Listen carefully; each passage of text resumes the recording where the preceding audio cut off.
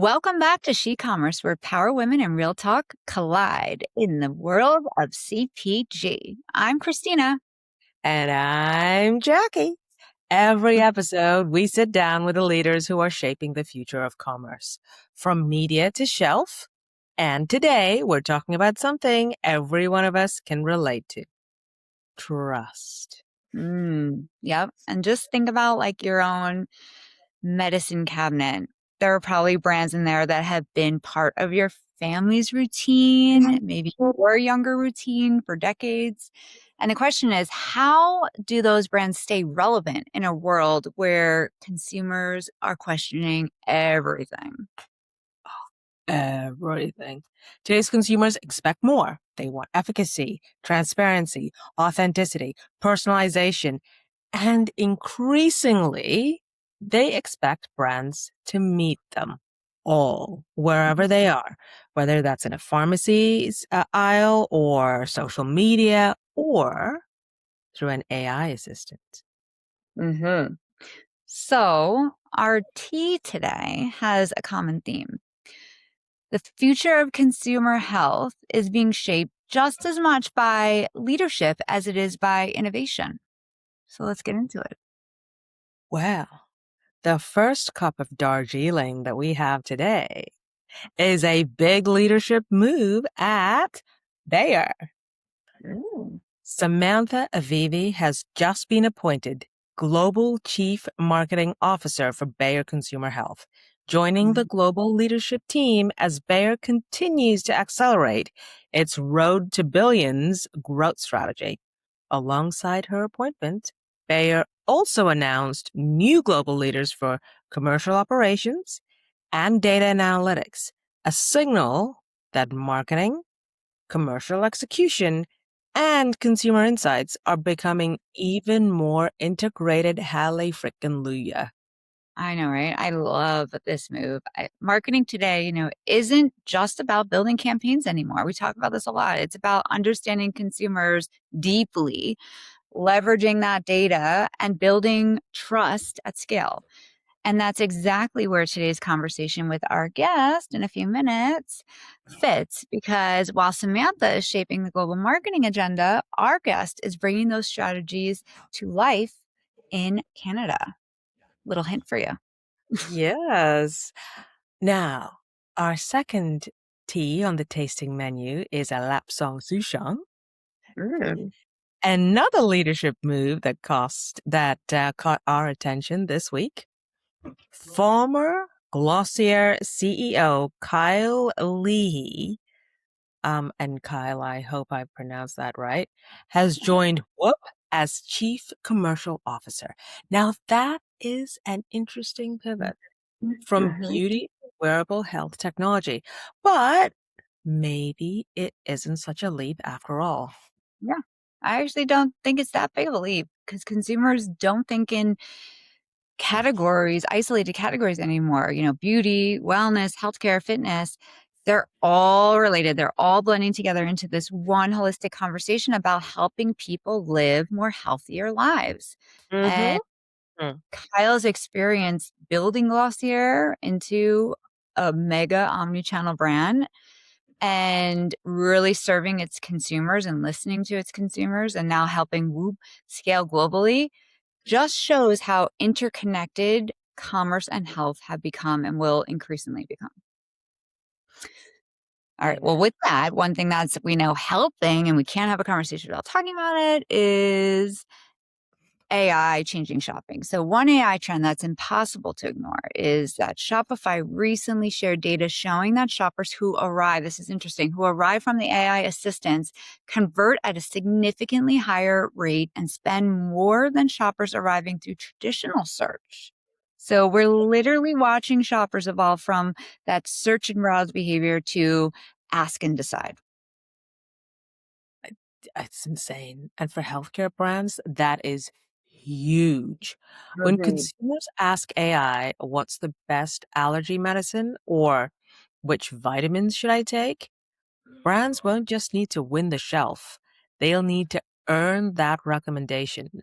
And this is where trust becomes even more important. And speaking of trust, today's guest spends every day thinking about exactly that. Yes, she does. Not only is she leading one of the most recognizable consumer health portfolios in the country, she's also helping redefine what trust looks like for today's consumer. Laura Thompson is the country division head of consumer health at Bayer Canada, where she leads a portfolio of iconic brands, including Claritin, a must have during hay fever, Mhm. Aleve, Canesten, Hydrosense, and One A Day. Brands that Canadians have relied on for generations. She was recently appointed to this role after serving as VP of Sales, bringing more than 25 years of commercial leadership experience and deep expertise in Canada's over the counter health market. Laura's career has taken her through Johnson& Johnson Consumer Health, Kenvue, and now Bayer, where she's built a reputation as a collaborative commercial leader who understands both the retailer and the consumer, which is so critical. Along the way, she's led customer organizations, shaped commercial capability, contributed to global business model innovation, and built high-performing teams across North America. But what really drew us to Laura isn't just her resume, it's her perspective. She understands that consumer health isn't simply about the products on the shelf. It's about earning trust in some of life's most personal moments. And because women are so often the ones making health decisions for not only themselves, but their children, their parents, and their partners, etc., understanding women isn't just a marketing strategy, it's a business imperative. Absolutely. Laura recently shared that perspective in an interview with Strategy, where she spoke about why efficacy and trust have become even more important as Canadians navigate economic uncertainty. Her belief is that innovation doesn't replace trust, it strengthens it.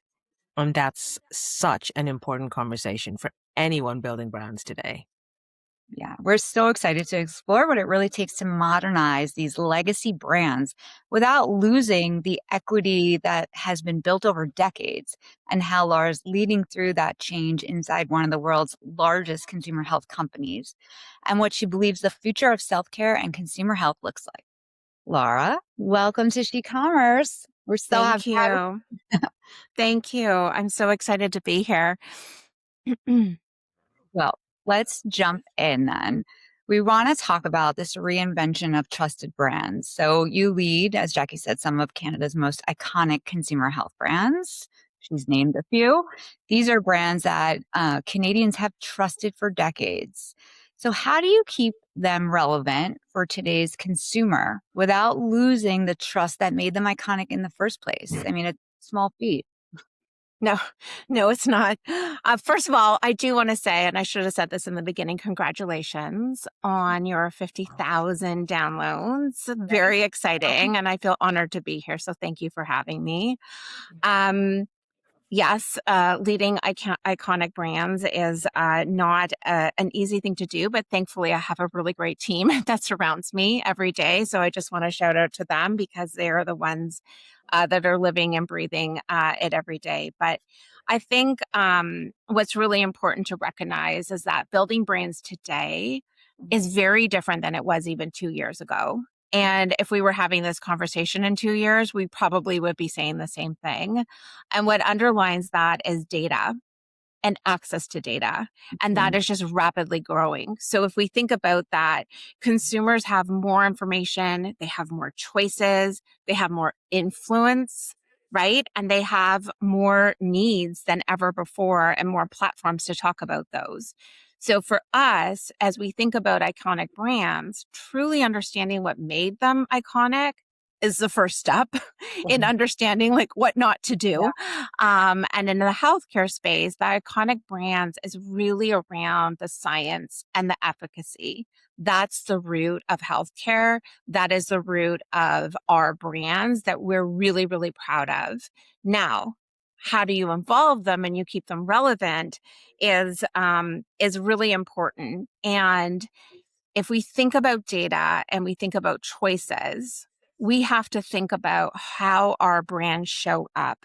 That's where they shop, where consumers shop, where they're researching, how they're making decisions. And those are the tweaks that you can make to your brands. So where are those white spaces today that maybe we can make different claims on our brands? That's innovation, right?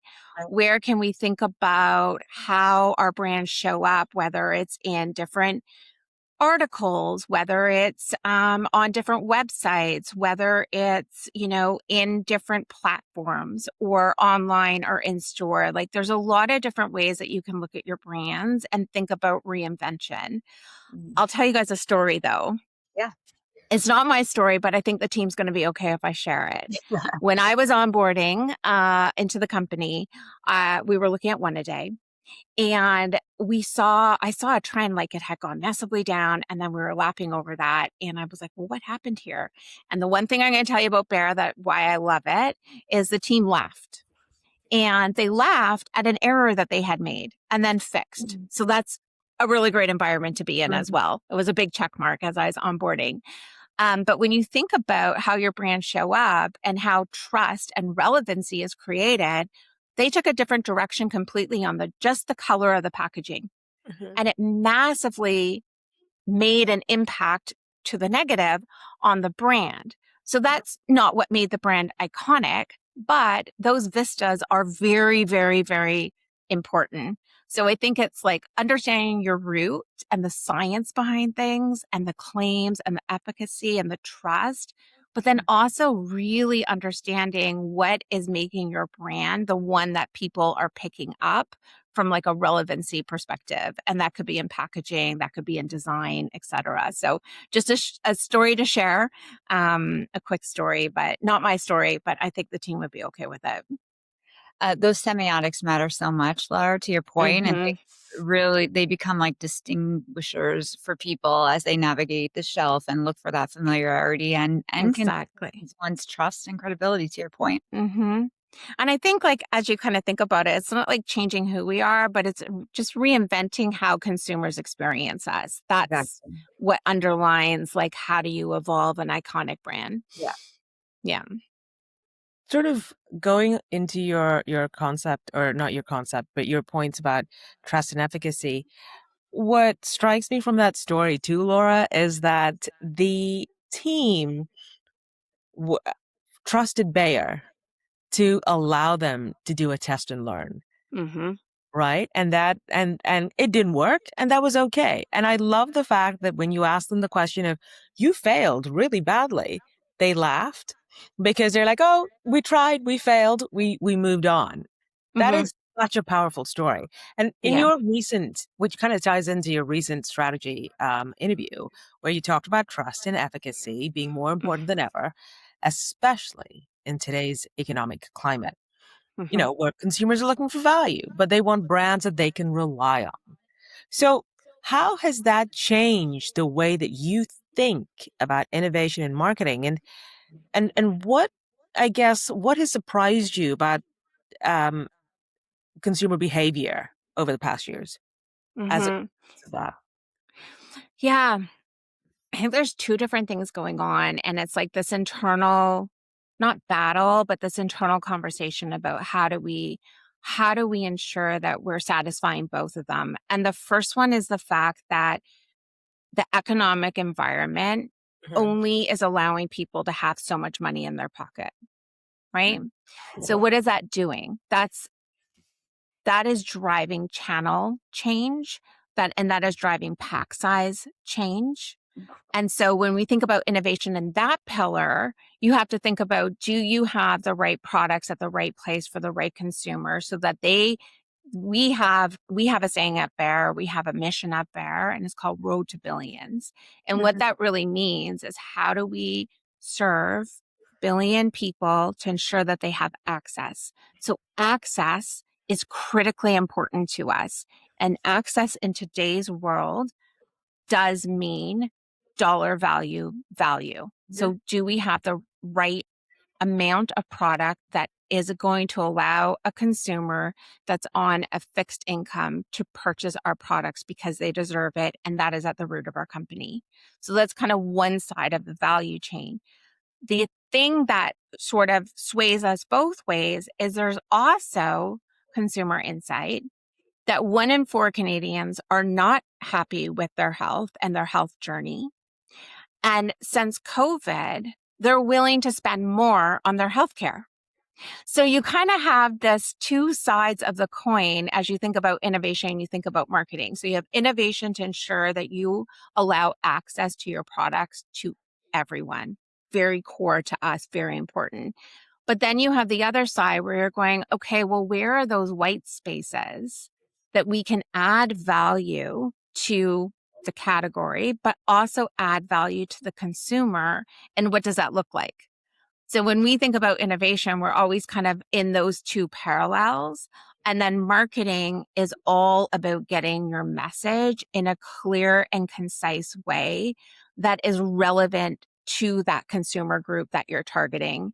And those messages can change based on how you're delivering and what method that you're delivering that message in. So it's more personalized in the messaging. And then we're looking at innovation in those two spaces because they're both relevant at the same time and at the same time contradict one another. Yeah. So we have to look at both sides of the coin. Yeah. Yeah. I love how you talk about access more holistically, though, right? It's access Mm-hmm. at different price points, it's access Mm-hmm. at different channels where people will be shopping, and it's access at with the right message to resonate and drive that like awareness and engagement. So I think that when people sometimes think about access, it might just be more linear, Mm. one dimensional versus really thinking about it in all these different ways. Um, and you talked about how consumers expect their expectations have evolved, right? After COVID, they have higher standards for healthcare and that they want more than just great products. They also want a level of transparency, inclusivity, access, like you said, authenticity from the brands they buy. So how do you balance those evolving consumer expectations while, again, still protecting this, immensely strong brand equity? Yeah, it's evolving every day. And again, it goes back to the data and the access that people have. I think if you think back kind of 20 years ago, brands really controlled all of the information, Mm-hmm. right? It was the access just wasn't there, probably even 10 years ago, if I'm being honest, but we'll go back 20 years to the beginning. And today consumers really control that information. So when you think about ratings and reviews and you think about AI, which I'm sure, can't have a conversation today without AI, but you think about AI, I think it's really important that we as a company look at two things. One is truly staying, and I've said this and I'll continue to say this, but true to our science. Our science is the backbone of our organization. And we're really, really proud of the studies that we do and how we contribute to even broader organizations because the science and the access to the science is public. So the companies that are doing it are really supporting the entire healthcare system. So we're really proud of that. And I also think that really understanding your Canadian consumer and Mm-hmm. being able, and those communities that you're serving, and being able to tie those things together in a relevant way is how you're going to protect your equity, but then also evolve your brand. Um, I think like an example within that would be as we think about our Restora in the US, it's Miralax. In Canada, it's Restoralax because we always have to have a little bit of a spin on things. But our Restoralax brand, we in Canada were able to say, hey, there's a real consumer need for fiber. And this was few years ago. I mean, fiber is a huge trend. We understand the importance of it, especially with GLP-1s and metabolic health. But that's an example of how we were able to take a very iconic brand of Restore Lax and build that into Restore Fiber in a different format of gummies. And so you're taking the science, Yep. right? And you're matching that with the consumer need and that white space. And it Totally. allows you to evolve with the consumer expectations while staying true to what built that brand in the first place, all around gut health. And then we know that's evolving, gut brain access and all that science. So lots of places to explore within that area of healthcare. Yeah. I love that pivot. So would you say that that would have been one of the consumer insights that you've uncovered recently that's kind of been a surprise, where you've used it for one way for so long because of GLP, or GLP-1, you've had to pivot the science behind it to be used in another way for the consumer? Yeah, I wish I could say that. But I think that there was an underlying fiber gap in the market that's just now become even more relevant with the growth of GLP-1s, and not that fiber and GLP-1s go together, but it's just that it seems to be that there is a connection between the two and the way that people are looking at their diets and the shift that's being made. But I will tell you that the other area that I'm super excited about and I'm deep into because I'm also a part of it is perimenopause and menopause. So I can give you guys a few stats on perimenopause and menopause that I think would blow your mind. And the deeper I go, the more I can't wait to be supporting women, and kind of the more angrier I get. But we were looking at the impact of menopause on the economic impact. Yeah. And there was a few stats I have them written down because they're really important to me. And so I keep them top of mind. 1 in 2 are embarrassed to ask for help. Women. Okay. Now, 27% growth in perimenopause and menopause age coming into the economy right now, 27%. So we have about 40 million people in Canada. 10 million in the next 5 years will be in perimenopause or menopause. So huge cohort. Yeah. 1 in 10 may leave the workforce because of menopause symptoms. Wow. Okay. Yeah. And 1 in 5 believe that their symptoms are going to hold them back from progression at work. Wow. So when I think about those stats and then think about the space that needs to be nurtured, created, talked about, which I know we're talking about it and a lot of other people are talking about it. Thank goodness we can step back and say we are the generation that talked about it. I think that to me is just blows my mind that this isn't new. No. This isn't something new that's happened. It's just that we're finally talking about it and realizing the impact that it has on the economy and women and life. So I think that's the space I'm super excited about right now. And I'm really excited about the work that Bear's doing within it. Laura, I mean, we could talk about this for I know. literally years, right? But yes, absolutely. It's some women, the really lucky ones, they don't have all the symptoms. Everything goes fine. You're all good. But some of the symptoms, like the brain fog, for example, if you don't know what you don't know about what you should know about menopause and perimenopause, because this is your body, then you don't know whether you're okay or you're just having a bad day or a bad week. You don't know that. And recently I found out that, for example, for menopause, you don't just have hot flashes, you have cold flashes.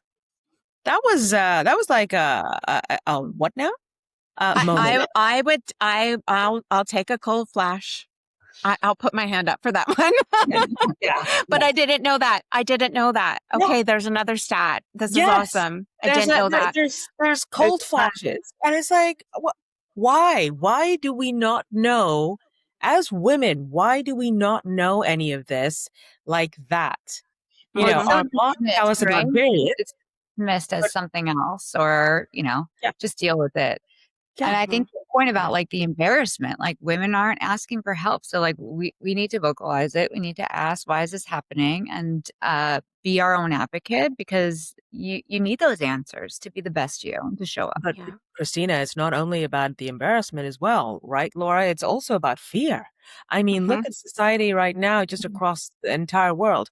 Every woman needs to be younger than they are, needs to look younger than they are. You start talking about perimenopause and menopause. Ooh, that's not 30-year-old folks talking. Yeah. Mm-hmm. You Age know, now. that's the Mm-hmm. aged people. And Aging out. and then there's the fear of, oh, if I talk about this, does this mean that, the age, I'll suffer age discrimination? To your point, where you say, 1 in 5 worry about progress of work. Of Yeah. course. Yeah. And I think this brings us to sets up our next topic, which is like we talked about in the intro, women are the chief health officer of their household, with their families, with their, extended families, et cetera. So you guys are obviously leaning in and need to understand this, but just more broadly, like how do health brands what is their role and their um, i- important part in understanding how to serve women at these different stages of health? Yeah. Well, I think the first step is, allowing women to be in, in research, which started in the 1980s, if you'll believe that. Crazy. But I digress. There's so many. I just read these stats and we go through these presentations, and I just get more frustrated. But again, at least we're making progress. When I think about women and I think about what they're managing, they're not just managing products. They're managing an entire system. Yeah. They are caretakers, they are mothers, they are wives, they are friends, they are all these things to all these people while dealing with 15 years of 47 unknown perimenopause, symptoms. So I think besides that, I think that the importance of brands is to understand that the shopper and the consumer may be something completely different. So that's number one. Like as you're looking across healthcare, right? There's a lot of women that are in charge of people's health, and that includes access to health, that includes products, that includes everything under the sun. But I also think that as we think about our responsibility as organizations to women's health specifically, there's an education around all the fluctuations that happen in women's lives, whether it's getting your first period, whether it's, becoming a mother for the first time, whether it's being a caretaker to aging parents, whether it's working, with teenage families and kids, etc.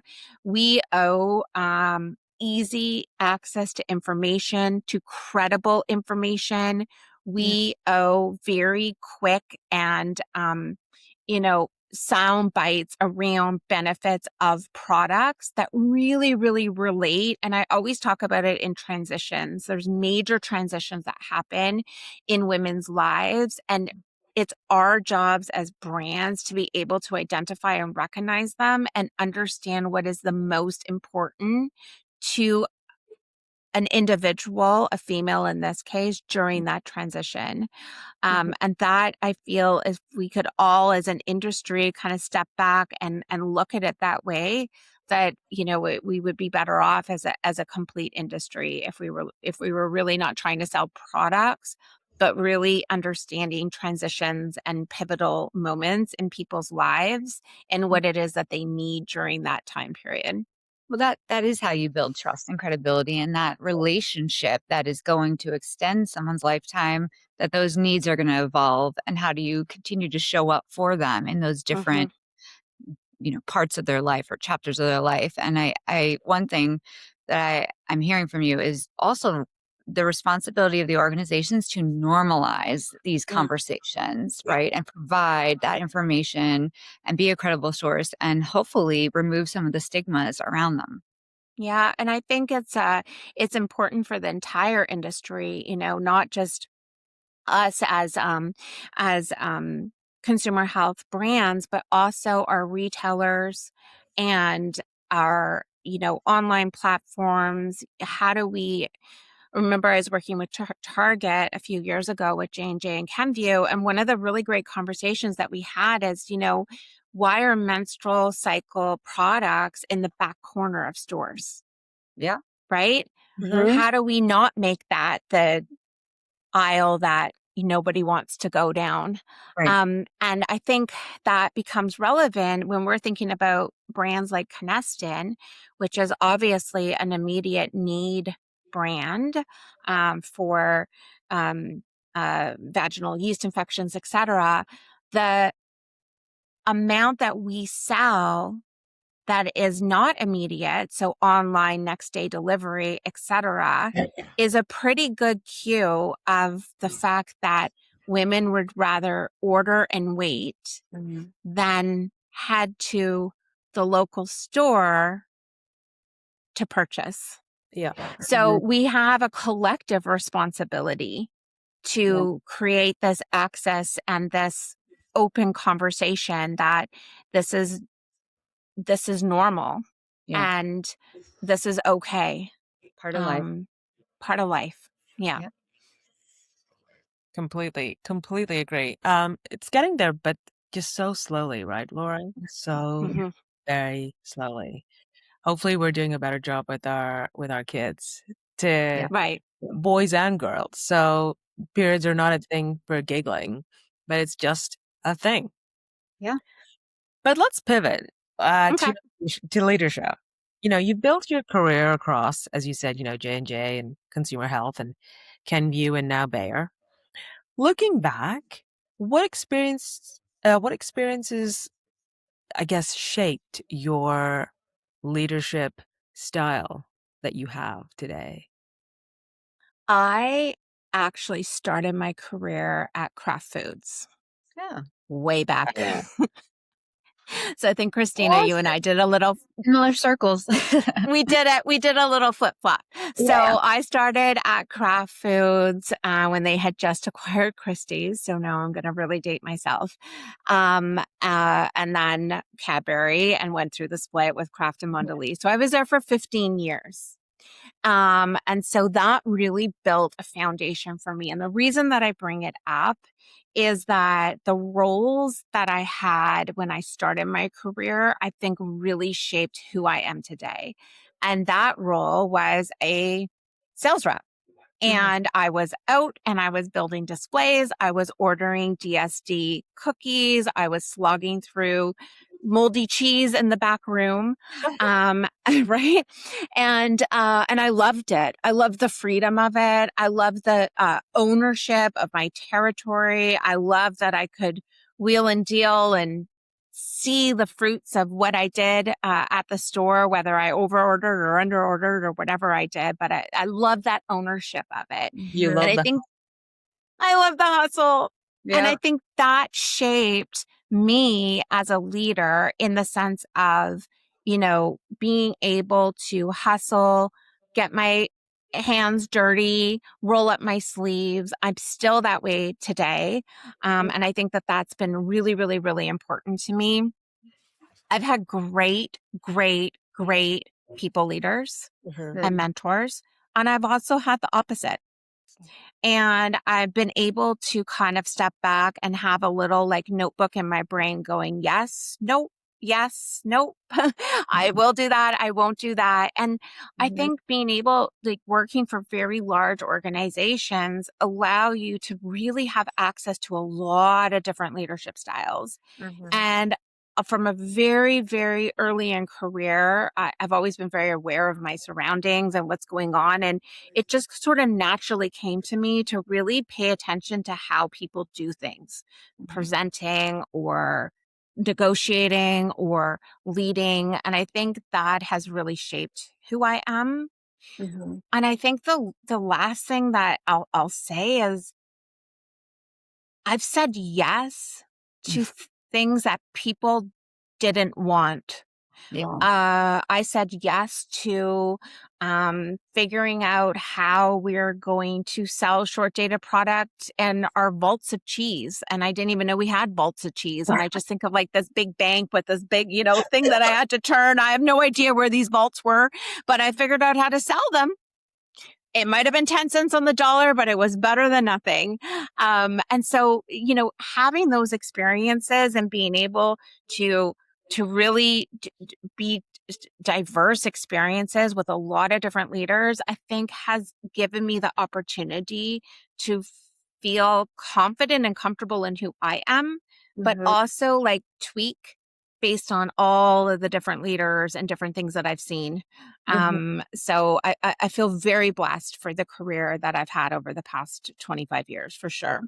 Yeah. And, I love that you said the saying yes to things that maybe you didn't know how to do, but you're going to figure it out later, or the Yeah. things that may not be as attractive that create that challenge and opportunity, because that's where growth comes from. We've heard that actually quite often from a number of the people on the podcast about just the power of saying yes and that authentic leadership. Like you said, you've learned from you've had this exposure to so many different styles and people, and you take something away from each, whether it's, I don't want to do that or I want to do that, but then you shape it into your authentic leadership. So, um, also change brings about some of that. We know that stepping into the country division head role meant leading through some significant change for you. So, what did that transition teach you about authentic leadership?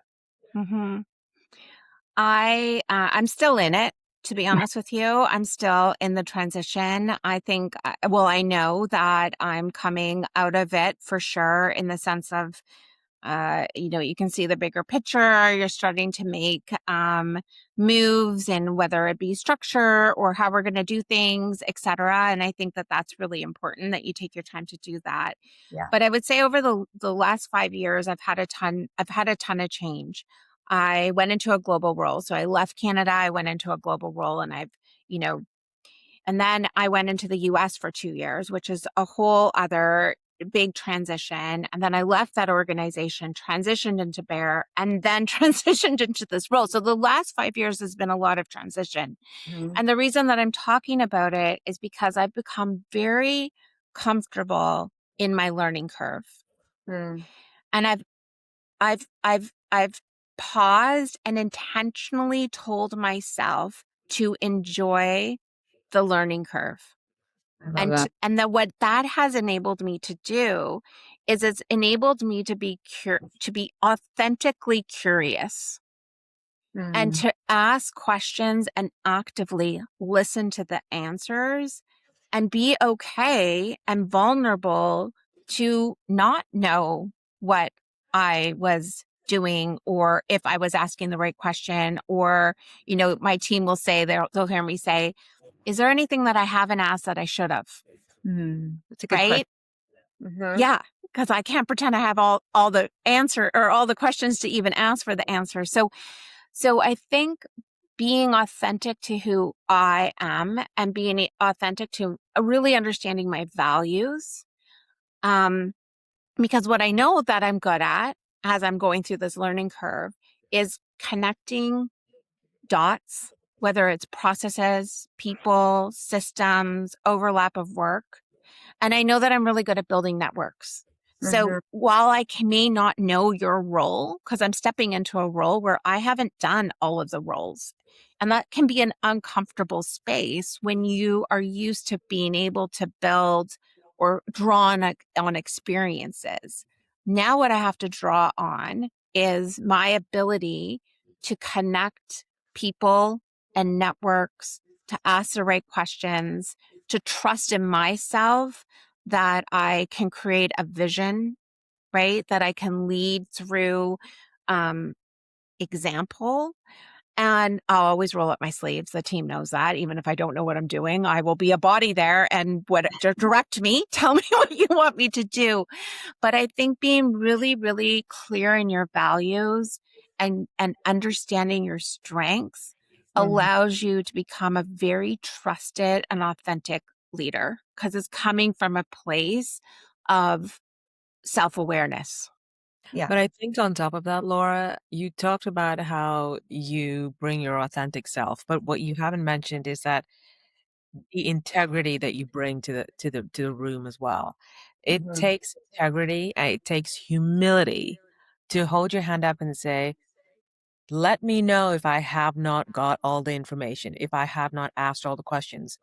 It needs a lack of ego, which, you know, everything that you talk about in terms of how you lead and how you support and how Mhm. you work in a team, it's all of our favorite leaders that we have spoken to have had this incredible lack of ego. And it's just, and it's fostered by this curiosity and this humility, but mostly to just be able to do whatever it is that you need to do well. And that you forgot to mention.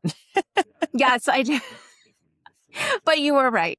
And I think it starts, we'll bring it right back around. It starts because I love the hustle. Yeah. So we are going to be able to do the right thing. And yeah, I mean, I am ambitious. I want us all to achieve and I want us all to, do really well, but we will do the right thing. And my people come first, Oh, always. that is absolutely wonderful. So we've talked about your leadership style, but also all the transitions you've gone through for, global to US to Canada. You're leading within a global organization, but serving very uniquely Canadian customers. So how do you build a culture that feels locally connected, but continues to stay aligned with the global business? Yeah. I love the way that Bear creates the environment for this. Um, and I'll talk about that in a second, but it was very intentional the way that they create the environment for this. So we, as country heads, come together 4 times a year Mhm. to steer the business. And when we come to the global headquarters, we come without our country hats on.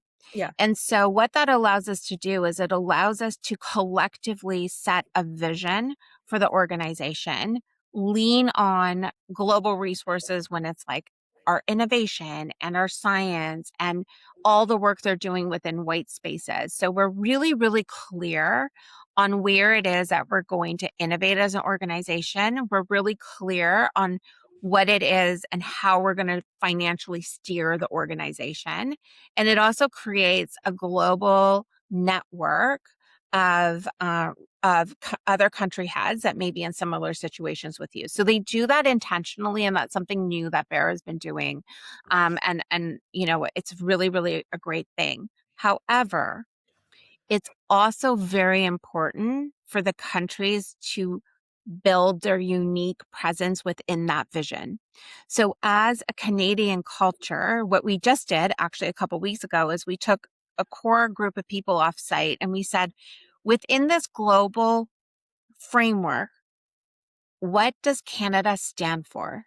How are we going to be a part of the puzzle piece for these targets and these goals that we're trying to achieve over the next 10 years as Bear Consumer Health? And it was so inspiring and empowering to have a group of cross-functional team members be a part of that conversation, to really carve out what it means to be a Canada business within this global framework. And then we collected evidence points. So we in Canada are brand builders, and we have a lot of evidence of how we can build a brand that establishes high share, high value, and high loyalty with our Canadian consumers. HydroSense is one of those pieces of that evidence. That is a uniquely Canadian brand that does not exist Mhm. in other parts of the world for Bear. The hardware may, but the brand doesn't exist.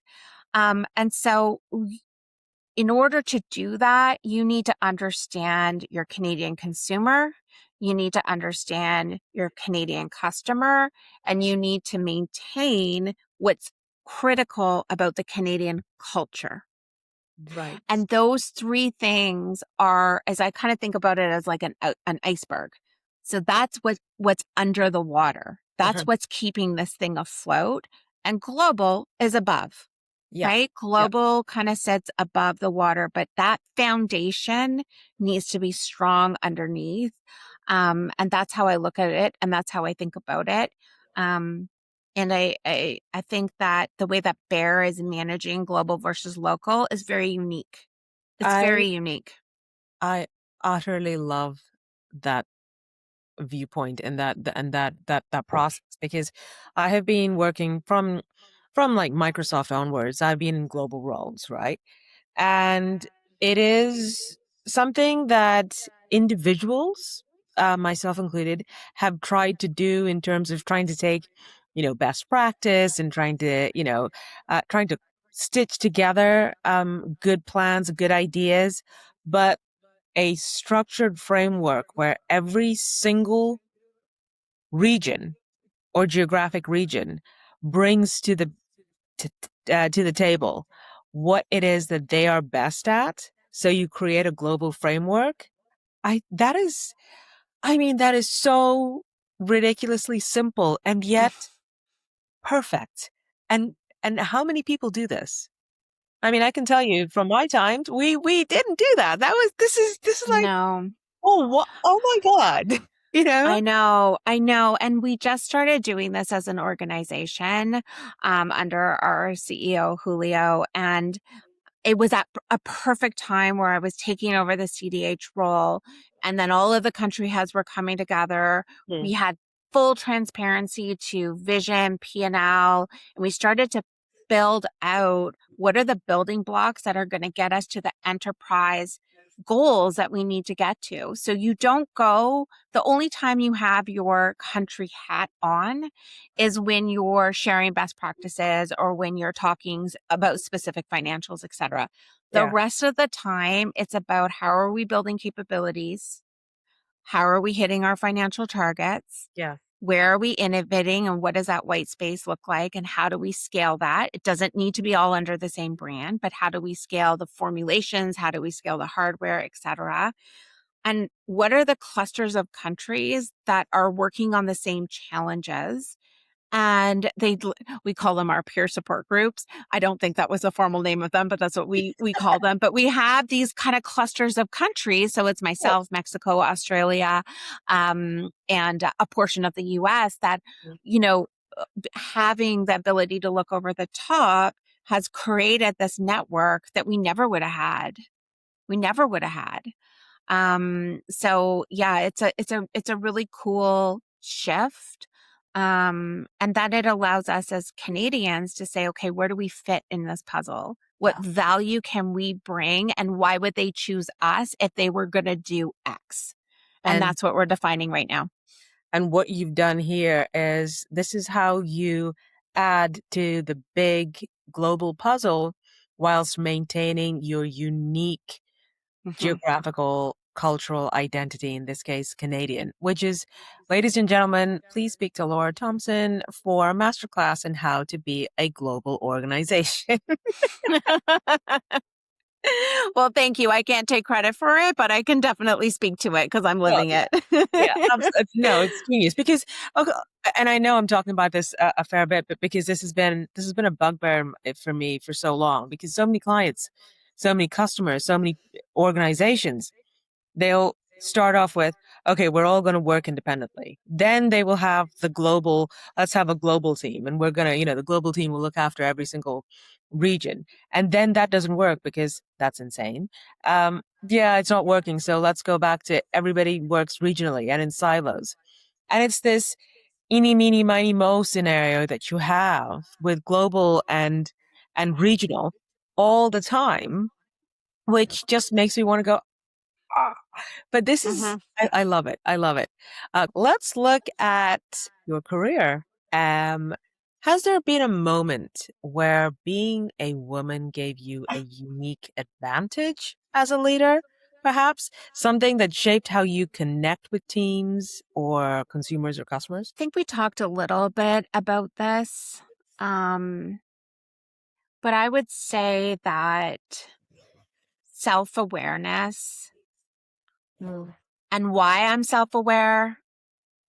I believe is because I'm a woman. I don't know because I've only ever been a woman, but what I see in a lot of women leaders Yeah.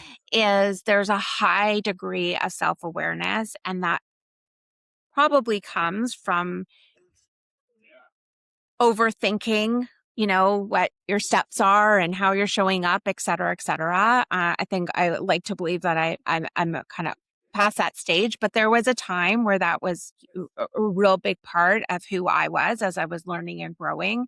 Mhm. But I also believe that that self-awareness has gotten me to where I am today. And it's being able to show the authenticity, to Mhm. understand where your gaps are, and to really put your hand up to say like, hey, like I want to work on this. How do I do this? And how do I build my network around it? So I don't know if there was like a specific moment, Yeah. but I do think that just in general, that being very self-aware and allowing yourself to have curiosity, um, lends you to being a leader that people want to follow, if I'm I being love honest. I love Yeah. how overthinking actually serves you well in this situation. And I Yeah. think the self-awareness as well is that we are, as women in business, we are criticized X number of times more than men. So we are never let to rest on our laurels because, you know, barely get acknowledged for the laurels we bring. So we're always self-critical, always self-aware, always reviewing and analyzing and trying to do better, be better. Yeah. Hmm. Yeah. It's interesting. Mm. One thing we care really deeply about here at SheCommerce is mentorship and sponsorship because they're different. Is there anyone who's helped open doors for you along the way? And how are you paying that forward for the next generation of women leaders? Yeah. I have had the opportunity to have a lot of male and female people open doors for me, mentors open door for me. One of them, Holly Gray, she worked at J&J, has been a massive supporter and mentor of mine. And she was the one who just she had a boss. I met with him. He was like, you remind me of her. And we connected. At the time she was in Hong Kong. She was leading a business out there, and we connected. And fast forward 4 years, she had a global role. I had not gone into global. I had been warned about going into global just because of some of the Wow. things that we've talked about, like global expands and then it contracts. You got to get in, you got to get out. Yeah. And because of her and her belief in me, and because it was her, I was like, I'm all in. Say Yeah. yes. I'm all in. I interviewed and I did all the things, but and that global role not only gave me a view of how things work outside of Canada, which has been incredibly important for me as I'm talking to my counterparts or industry or whatever. You have a sense of how does Germany work? How does Japan work? What is e-com like in China? Like Right. you just have this view of the world that you would never have. But she also threw stuff at me that I'm not sure if she knew that I didn't know how to do, or she just had the faith in me that I would do it. I haven't had the guts to ask her. Maybe she'll listen to this and we can have the Oh, conversation. you have. But all of a sudden I'm working with consultants that I had never, like briefing them and doing, and building brand playbooks for global and, doing all of this stuff. And I had never done any of it, but just the fact that one, I didn't want to disappoint her because she's incredible and she believed in me. And two, I was like, I'll figure it out. I had never grown so much in my career and then continued my growth. So I owe a ton to her. And I also have an old boss. He's still at Chemview, who to this day is just Team Laura. And it doesn't matter what I'm doing or what's happening. It doesn't matter if we're competitors or we're not.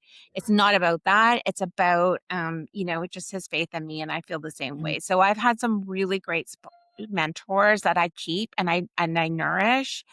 Um, And I'll tell you two quick stories. One is when I was transitioning back to Canada and I left J&J, I hadn't been in the Canadian marketplace in about 5 years. My body had physically been here because we were living here, but I was traveling all over and I wasn't a part of the marketplace. And I was like, I got to kind of rebuild my network here. And I made a phone call to the old boss at Kenview. He connected me with a couple people.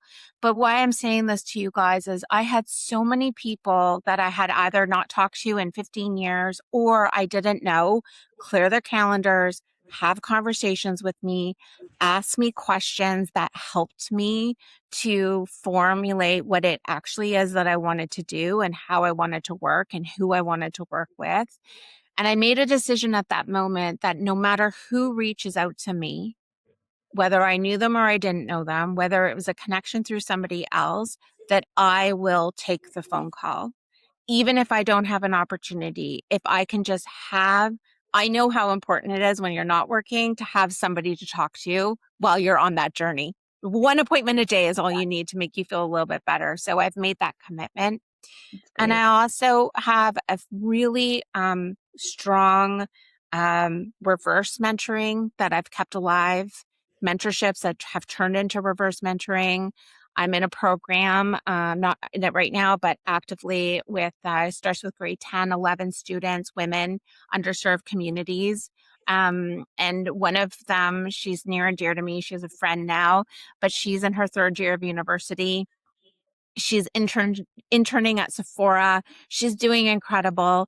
And you know, I cherish every moment that I have with her to guide her because she also teaches me all the cool stuff that I don't know about anymore, you know? So, it's a huge part of why I am who I am. And I make time to actively mentor, those that really put the time and effort into it, Yeah. you know? And it's the Yeah. power of asking, right? We always say that. Like, if you don't ask, you don't get. And the worst they can say is no, right? But Exactly. you ask, you lean into your network. And those are important things not to neglect. And then I love that you made that commitment. That's so great to pay it back. Yeah, Really, really definitely. so much. I love the reverse mentoring as well. Mhm. Really Yeah. love You learn a lot. You Yeah. just I realize how uncool I really am, though I still think I'm 20. I'm not. Yeah. I'm not. But like, I remember years ago when somebody was teaching me what a hashtag was, and I was like, what? What are you talking about? What's a Right. hashtag? So, yeah. Oh my Yeah. God, Laura, I need it. when the hashtags came out, I was like, I was proper sort of boomer material here, right? I was like, oh, crazy hashtag. And they're like, no, No. not, No. it's hashtag crazy. Right. I rarely still really use them, but at least I know what they are. I know what they are. Right. Oh my God. My poor siblings. They're just like, oh, geez, woman, what the heck? All right, Laura, we are now going into our lightning round. I'm going to ask you a bunch of questions. Cristina and I are going to ask you some questions, and it's the first answer that comes to your mind. All right? Okay, Yeah. let's go. The health habit you never skip. Sleep. Consistent. Wow, I love that choice. I'm my husband here now. Okay. One app you couldn't live without. I wish I was going to be cool, but I'm going to tell you it's probably Google Maps. Practical. We like it. Reliable. Yeah. One brand outside of healthcare that you think has reinvented itself brilliantly. Old Spice. Oh, that's a good one. That is a really good Ooh. one. All right. If you weren't leading consumer health, what career do you think you'd be pursuing? So something totally different.